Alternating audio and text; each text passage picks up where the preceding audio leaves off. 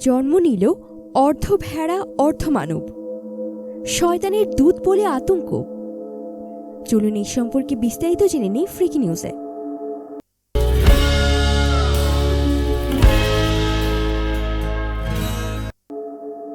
সম্প্রতি দক্ষিণ আফ্রিকার পূর্বাঞ্চলের লেডিফ্রের গ্রামে জন্ম নিল বিকট দর্শন অর্ধমানব অর্ধ ভেড়া আকৃতির একটি ভেড়া শাবক।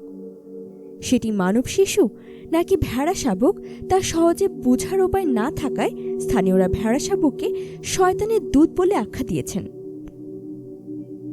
গ্রামটির একজন বাসিন্দা বলেন, ভেড়া শাবকটিকে শয়তানের পক্ষ থেকে পাঠানো হয়েছে।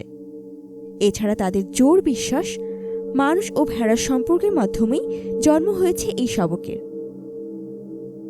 ভেড়া শাবকটি জন্মের পর থেকেই আতঙ্কিত হয়ে পড়েছেন গ্রামের 4000 বাসিন্দা।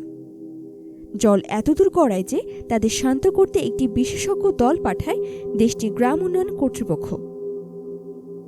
এ বিষয়ে দক্ষিণ আফ্রিকার পশু চিকিৎসা বিভাগের প্রধান ডাক্তার লুবাবালো মারুয়েবি ওই শাবকের জন্মে মানুষের কোনো হাত থাকতে পারে কিনা তার ব্যাখ্যাও দিয়ে জানান, সেটা একেবারেই সম্ভব নয়, কারণ প্রাণী জন্মের ক্ষেত্রে জীবকোষের ক্রোমোজোমের সংখ্যা গুরুত্বপূর্ণ ভূমিকা পালন করে।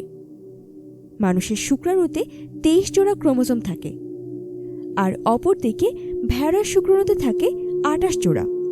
তাই ওই শাবকের জন্মের জন্য মানুষ কোনোভাবেই দায়ী নয়।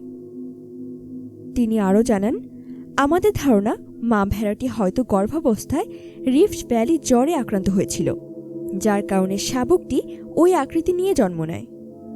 জন্মের পর অবশ্য ভেড়া শাবকটি মারা যায়, তবে মানব শিশুর সঙ্গে মিল থাকলেও সেটি মানুষের কোনো অংশ নয়।